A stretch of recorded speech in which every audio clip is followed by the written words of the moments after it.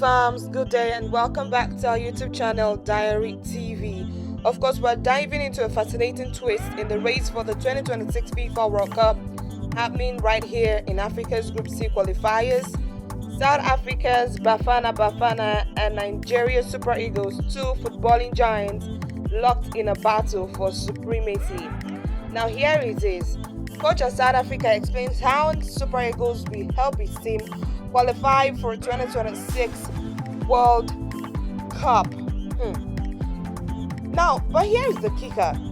Hugo Broos, the mastermind behind South Africa's resurgence, has just dropped a bombshell. He believes the Super Eagles Nigerian's powerhouse team are going to help his squad secure a spot at the World Cup in the USA, Canada, and Mexico.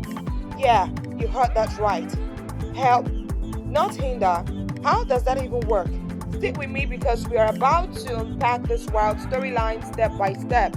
From rivalries to strategy, this is going to be a roller coaster of football drama. So grab your jersey, hit that like button, and let's kick things off. Before we get into these juicy details, let's talk about the man at the center of the story, Hugo Broos. If you're new to African football, you might not know him yet, but this guy is a legend. The 72-year-old Belgian tactician, Broos has been around the block. He's got a resume that could make any coach jealous. Back in 2017, he led Cameroon to an AFCON title, shocking the continent by beating heavyweights like Egypt. That's right. He knows how to win against the odds. Fast forward to 2021 and he takes over a South African team that was, let's be honest, struggling to find its footing. Under his watch, Bafana Bafana have gone from underdogs to serious contenders. They reached the semi-finals of the 2023 AFCON, their best finish in over 2 decades, and now they're sitting pretty at top group C, in the World Cup qualifiers as of March 2025. Broos is a strategist, a motivator, and a guy who doesn't shy away from bold statements. So when he says something as wild as the Super Eagles helping his team, you know he's got a plan cooking. Let's dive into what he's seen on the pitch. Okay, let's set the scene in Group C, because this is where the magic or madness happens. As of right now, March 24, 2025, South Africa is leading the pack with 10 points after 5 matches. They've got a solid record, 3 wins, 1 draw and 1 loss. Hot on their heels are Benin Republic on 8 points, Rwanda on 7 points, while Nigerian Super Eagles are lagging in 4th with 6 points. Leicester's got 5 and Zimbabwe is bringing up the rear with 2. Now here's the deal. Only the group winner gets an automatic ticket to the 2026 World Cup. The second place teams might get a shot through playoffs, but that's a long road nobody wants to travel. So every point counts and every match is a war. Nigeria started this campaign as favourites, loaded with stars like Victor Osimhen, Samuel Chukwueze and Alex Iwobi, but they've stumbled hard. 3 draws and a loss to Benin left them reeling, until new coach Eric Childs sparked a 2-0 win over Rwanda last week. That's got them back in the fight. But they're still 4 points behind South Africa. This group is a pressure cooker and Broos is watching it all unfold with a slight grain. Why?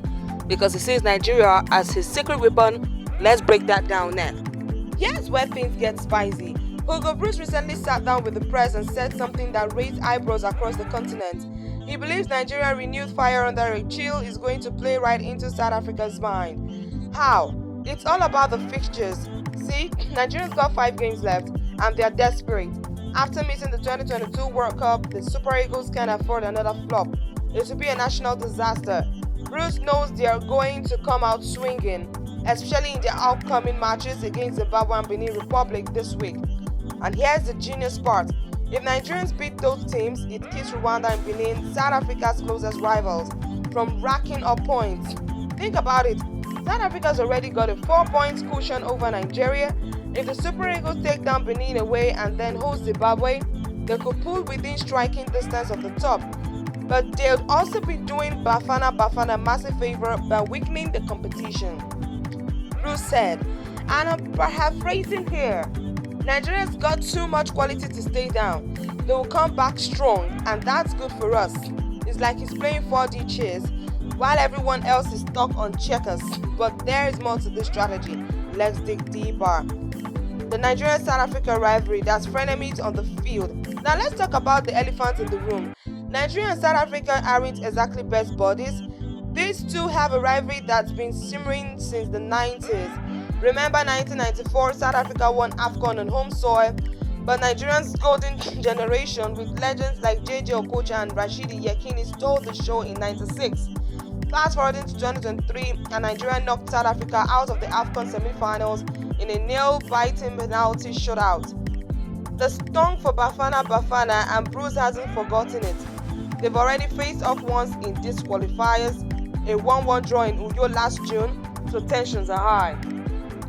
The rematch in South Africa later this year could be the decider, but here's the twist. Broos isn't banking on beating Nigerians outright. He's counting on their star power to disrupt the group elsewhere. Imagine this. Nigeria's Osimhen bullying Benin's defense, or Iwobi shredding passes against Zimbabwe. Every goal they score against this team is like a little assist for South Africa. It's a weird kind of teamwork. Yes, unintentional allies in the cutthroat race, but can it really work? Let's wrap this up with some big picture thoughts. What's next for Bafana Bafana and the Super Eagles? Yes? So where does this leave us? Hugo Broos has laid out a vision that's as bold as it is risky. He's betting on Nigeria's resurgence to clear the path for South Africa's first World Cup appearances in 2010. With 10 points already, Broos thinks 16 or 17 will seal the deal, meaning they need 2 more wins and a draw from their last 5 games. They've got Benin away tomorrow, then Lesotho at home, followed by tough trips to Rwanda and Nigeria. If Nigeria does their part, South Africa could cruise on the top, but it's not all smooth sailing. The Super Eagles are waking up, and if they string together wins, they could overtake everyone, including Bafana Bafana. This group is a tightrope, and one slip could change everything. What do you think, fams? Is Broos a genius for this strategy, or is he playing with fire?